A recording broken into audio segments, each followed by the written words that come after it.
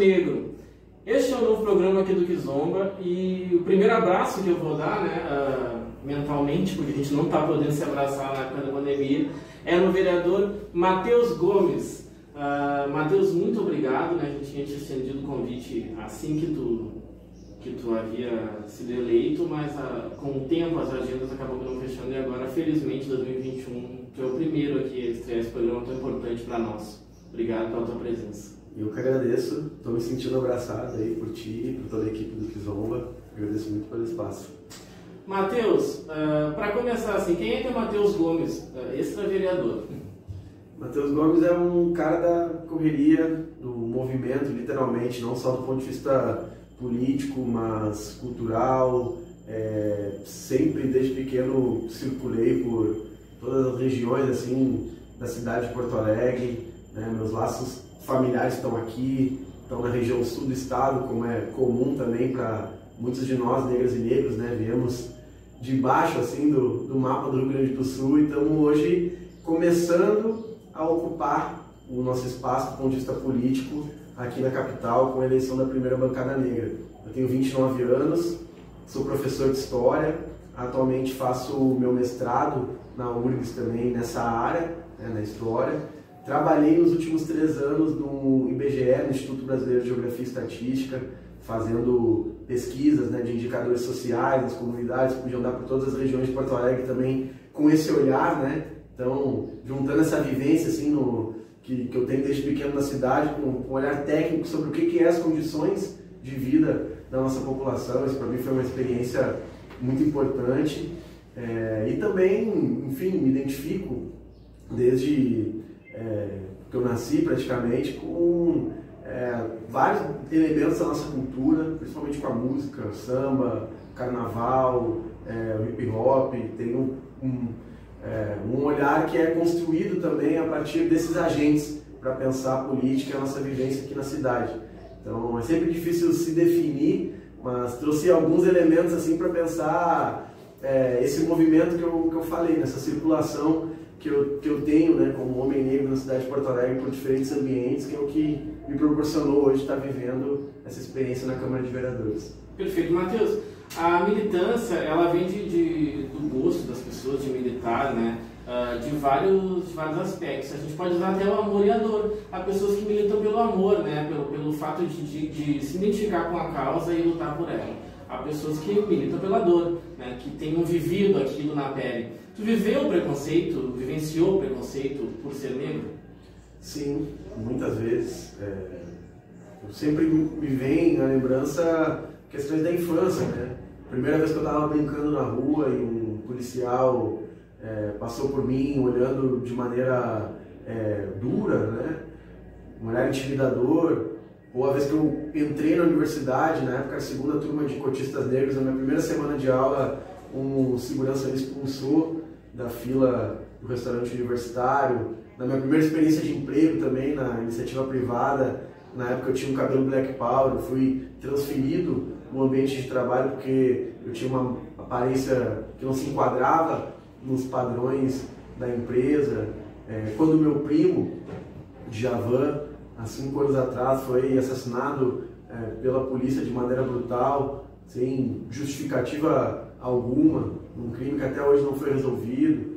Muitas vezes a gente vivencia o racismo na pele e traz também as experiências, ouvindo desde criança aquilo que a minha mãe me dizia que ela vivenciou, né, vindo do interior, trabalhando em casa de família, certo? Como a maioria das mulheres negras tem na sua história essa vivência, né, de ser empregada, de estar nesse local, né? E então é algo que está na nossa formação, né? O racismo, ele é um tema que estrutura o poder, organiza a sociedade, mas a gente vivencia individualmente como sujeito de diferentes formas, né? Inclusive isso é o nosso processo de entender também que a gente está vivenciando isso. Tem gente que demora mais, outros desde criança já tem alguma consciência, né? Mas é a nossa pele, é a forma como as pessoas nos enxergam. O primeiro olhar que bate sobre mim é o Matheus como um homem negro, antes de qualquer outra atitude que as pessoas venham a tomar, né? Porque é a nossa apresentação, é a forma como a gente vê ao mundo. Então, a gente vive sim a dor, mas a gente transforma ela em amor. Né? Acho que esse é o sentimento, são dois sentimentos transformadores, na verdade. Para ser bem sincero para ti, eu enxergo dessa forma, né? Tanto um quanto o outro. Não coloco eles como... eles são opostos, mas a gente tem que construir uma síntese disso, porque a dor é inevitável, né? O amor, infelizmente, pela estrutura da nossa sociedade muito desigual, ele está cada vez mais distante, parece, da maioria das pessoas. Mas são sentimentos que a gente precisa complementar para um dar sentido para o outro, na verdade. Eu enxergo dessa forma. Perfeito. Recentemente teve a cerimônia de posse, né, dos vereadores e como eu nomeei na minha própria rede social, chegou colocando alguns pingos nos is, né? Uma vereadora colocou da insatisfação dela de alguns, inclusive tu não ter te levantado durante a execução do hino no Rio Grande, né? E a tua resposta foi que o hino é inteiramente racista, né? Isso levantou uma questão já aguardada, já abafada há muito tempo, que já vinha sido colocada por pequenos grupos, mas que não ganhou. Com a tua voz, ela ganhou nacionalmente destaque, né? Em vários jornais, sites e até na TV. Como tu te sente, assim, já no primeiro dia, tendo que responder algo do cunho pelo qual tu foi lutar, né? Que é o racismo? Esse é um movimento que em 2021 completa 50 anos, na verdade. Desde a década de 70, que o movimento negro no Rio Grande do Sul luta pela alteração do hino. Só que como é a primeira vez que nós temos uma bancada negra na Câmara de Vereadores de Porto Alegre, é nesse momento que o tema vai aparecer, a sociedade rio-grandense e a nível nacional também já tomou essa proporção o tema, né? E na verdade, o que eu disse no meu discurso, um dos elementos importantes é que aqueles vereadores não estão acostumados com a nossa presença. Então, muitas demandas que a gente sente como comunidade negra na cidade de Porto Alegre, há muitos anos, vão começar a aparecer no debate da Câmara de Vereadores no outro grau de importância agora, pela nossa presença. E esse é um tema que dá conta de um elemento de tradição, de cultura, né? Algo que está no universo simbólico. E tem algumas pessoas que menosprezam. Eu não acho que ele é menos importante por isso. Se fosse, não teria a repercussão que teve. Teria passado batido e ninguém teria dado importância à nossa atitude, né? É um tema assim, muito importante. As simbologias, né, que estão na nossa consciência, elas também moldam a organização da nossa sociedade, né? Não à toa é isso. O que nós estamos questionando é a inexistência de uma imagem real do que foi a participação negra na história do Rio Grande do Sul, especialmente na Guerra dos Farrapos, que é o que dá o molde do hino rio-grandense. Tem gente que fala para mim, mas tu está descontextualizando um tema, porque lá no século XIX não tinha essa questão. Como não tinha? Se o hino foi escrito nos anos da guerra, onde negros e negras eram escravizados. Então, nós estamos falando que as lideranças que a gente venera não tinham condição de olhar para o lado para... Quando fala escravo e escravizado, ninguém lembra de outra coisa que não seja o povo negro. Exato. Essas lideranças que a gente trata como herói não tinham condição de olhar para o lado e ver uma situação de desumanização. Então, será que a gente não tem que refletir um pouco sobre esse aspecto? O que ele nos diz atualmente? Porque Porto Alegre é considerado pelo próprio IBGE, que faz o Índice de Desenvolvimento Humano Municipal, a cidade mais segregada racialmente em todo o Brasil. Quando a gente olha para rendimento de negros e brancos, escolaridade, acesso a direitos sociais como saúde, moradia, expectativa de vida. Quando nós olhamos para esses dados concretos, saindo da simbologia, a realidade é, Porto Alegre é onde há o maior abismo entre negros e brancos. Será que a cultura ou a forma como a gente foi sendo exposto, né, por uma história oficial não contribuiu para isso também? Essa é a questão que a gente está querendo discutir. A imagem que se tem, por que toma uma repercussão a nível nacional? Eu já tive a oportunidade de viajar por 10 estados do Brasil, fazendo debates políticos, né? Muito vinculado ao movimento negro também. E é normal, quando eu chego no Nordeste, as pessoas acharem que não tem negro no Rio Grande do Sul. Porque a Casa das Sete Mulheres, que fala lá da Guerra dos Farrapos, retratava os negros ao Brasil.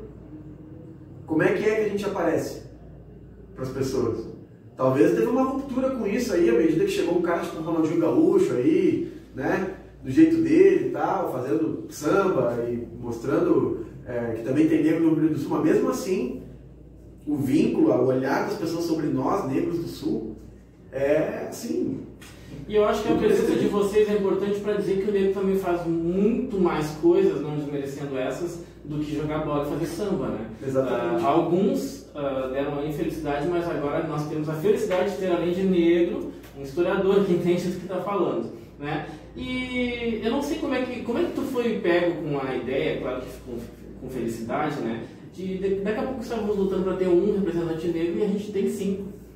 Olha, eu tinha a visão de que era muito possível isso acontecer, porque essa eleição de 2020 aconteceu num momento em que várias lideranças têm uma trajetória parecida comigo, construindo movimentos sólidos, né, na cidade, atuação comunitária, interlocução com diferentes movimentos sociais da cidade, ou seja, candidaturas fortes, né? Não aquela coisa que se inventa, o partido vai lá, bota um dinheiro, o cara infla de um lado, infla do outro e aparece, como a gente sabe que muitas vezes acontece. Não, gente que tem caminhada real estava se candidatando por diferentes partidos e com chance de entrar na Câmara dos Vereadores. Eu sempre nutri essa expectativa. Eu achava que no mínimo 3, um de cada partido pela esquerda, talvez de outros assim pudessem entrar. Mas a gente foi surpreendido com 5. Fiquei muito feliz, porque se eu tivesse sozinho, não sei se eu teria tomado a iniciativa de permanecer sentado, né? Junto a gente vai ter condição de levar com muita coragem várias demandas que, bom, são subjugadas. A questão do carnaval, por exemplo, né? A Câmara de Vereadores vai lidar como?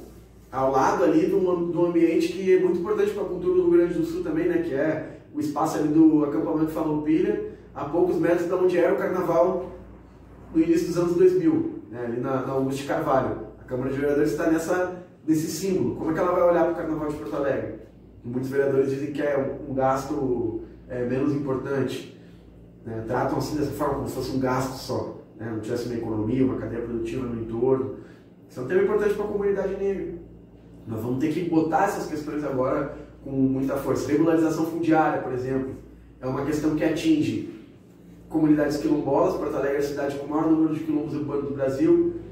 É uma questão que atinge quadras de escola de samba que estão localizadas em lugares estratégicos da cidade de Porto Alegre. É uma questão que atinge vários terreiros da nossa cidade também. Não é importante para a comunidade negra, nós vamos levar esses temas. Então, vai ser uma dinâmica de choque com aquilo que é a consciência dos vereadores no geral, que estão sempre fazendo um olhar branco para a cidade, um olhar né, da classe média, digamos assim, europeu, né? Nós vamos trazer uma outra vivência. Esse é o choque que vai acontecer agora. Perfeito. Para as pessoas que não te conhecem, né? A gente tem seguidores de todo o país, mas especialmente para Porto Alegre, que vereador a gente pode esperar do Matheus? Um cara combativo, que vai estar muito vinculado com as lutas sociais, com a organização popular. Eu tenho a consciência de que sozinho na Câmara de Vereadores, ou mesmo com bancada negra, eu não vou ter condição de levar todos os projetos adiante. Eu acredito muito que o que determina as mudanças políticas no Brasil é a organização social, a organização popular, o povo organizado nas suas comunidades, certo? E eu sendo um representante disso ali dentro. Porque se a gente for votar um projeto com a galeria da Câmara lotada, mostrando que o povo está organizado, lutando por aquilo, a gente tem muito mais condição de vencer. Então, eu acredito muito nisso, né? De que organizado coletivamente eu posso ser um representante que vai dar conta dessas demandas aí. Bom, sei que a tua agenda está lotada, né? Tu fez a gentileza de vir aqui estrear esse programa junto com a gente, mas uma pergunta que eu vou fazer no fim de todos eles, quero te fazer. Em quem você gostaria de dar um abraço negro, assim? Que personalidade negra que gostaria de abraçar e sentir? Olha, difícil essa pergunta. Eu queria, nesse momento, dar um abraço negro. Vou tomar a liberdade de que ele seja coletivo nas minhas colegas de bancada negra, porque nós já chegamos fazendo um enfrentamento bastante intenso na Câmara de Vereadores, e eu acho que nós 5, né, especialmente são 4 mulheres, né, do lado de lá, com trajetórias diferentes, a gente tem condição de vocalizar as demandas de todo mundo que quer ver uma sociedade mais justa na cidade de Porto Alegre, né? Construir uma outra expectativa sobre a política, e nós vamos ter que nos energizar muito daqui para frente. Eu quero dedicar essa homenagem a elas e dizer que, em nome, né, dessa bancada, nós estamos à disposição aí para atender as demandas da população negra, de periferia, de Porto Alegre, todo mundo que quer combater o racismo na nossa cidade. Tá certo, o Matheus já garantiu aqui que durante o mês vai mandar alguns materiais aqui para o Kizomba, das atividades dele, daquilo que ele acha importante falar. Está totalmente aberto para ti, né? Na época da escravidão, os negros eram proibidos de tocar seus tambores, tinham que ficar em silêncio. Né? E agora o que a gente espera de vocês é que façam muito barulho lá, que com certeza a gente vai estar com vocês sempre que precisarem da gente. E o Kizomba está aberto para vocês sempre. Muito obrigado, João. Boa luta e parabéns pelo trabalho. Pode esperar que nós vamos mandar conteúdo e vamos interagir bastante com o Kizomba. Tá certo. Até o próximo, abraço. Sorriso negro, um abraço.